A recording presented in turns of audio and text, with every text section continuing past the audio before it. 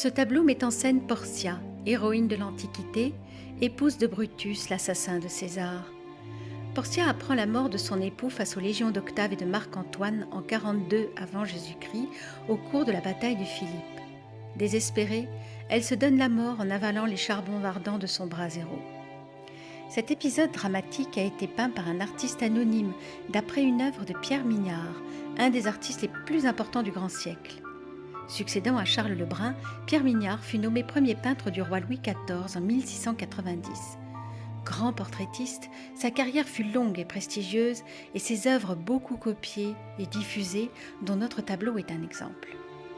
L'artiste met en scène une femme représentée à mi-corps, presque de face. Vêtue à l'orientale, elle lève son visage et ses grands yeux tristes vers le ciel. Sa chevelure abondante qui retombe sur sa poitrine décolletée est retenue par un turban jaune et brun fermé par un bijou au-dessus de son front. La jeune femme est richement vêtue d'une ample tunique bleue qui recouvre une chemise blanche. Sa main gauche tient un linge blanc. Sa main droite, qui repose légèrement sur le rebord d'un riche vase d'étain posé sur une table couverte d'un tapis rouge, tient une paire de ciseaux à feu avec laquelle elle retire le charbon incandescent qui s'y consume. Au cours de son long séjour d'une vingtaine d'années en Italie, de 1635 à 1657, Pierre Mignard avait copié les grands maîtres de la Renaissance et du baroque, parmi lesquels Raphaël, les frères Carrage, Guido Reni, de 37 ans son aîné, dit aussi le guide. C'est de cet immense artiste que Mignard tisse cette figure de femme.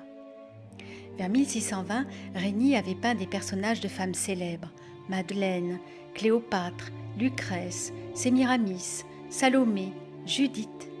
Ce qui fascine Mignard dans les figures de Guido est leur beauté raffinée, leur expression à la fois romantique et héroïque, leur élégance et leur théâtralité. Dans ce personnage, on retrouve la fascination exercée par les œuvres du Caravage contemporain du guide. Un puissant clair-obscur sculpte le tableau où la lumière se concentre sur la poitrine et le visage de Portia, tandis que les contours de son turban et de sa tunique se fondent dans un limbe crépusculaire. Ce jeu intense de l'ombre et de la lumière renforce l'effet dramatique. La lumière irradie le visage éploré de la jeune femme qui se livre tout entière à son destin, tandis que de l'obscurité naissent le drame et la mélancolie.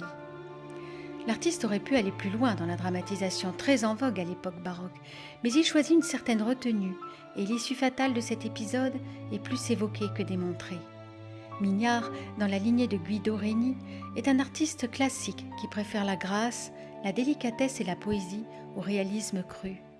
Le drame est ainsi concentré dans le regard de la jeune femme, tournée vers le ciel dans une attitude extatique, telle une Madeleine pénitente.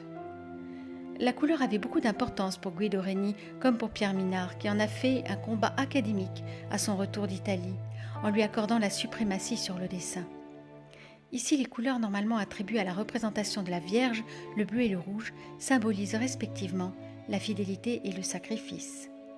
L'inépuisable élan créateur de ces deux grands maîtres, leur éclectisme parfois déroutant, marquèrent l'art du XVIIe siècle et furent à l'origine d'une profusion d'œuvres originales qui furent beaucoup copiées et diffusées par leurs contemporains, fascinés par leur virtuosité.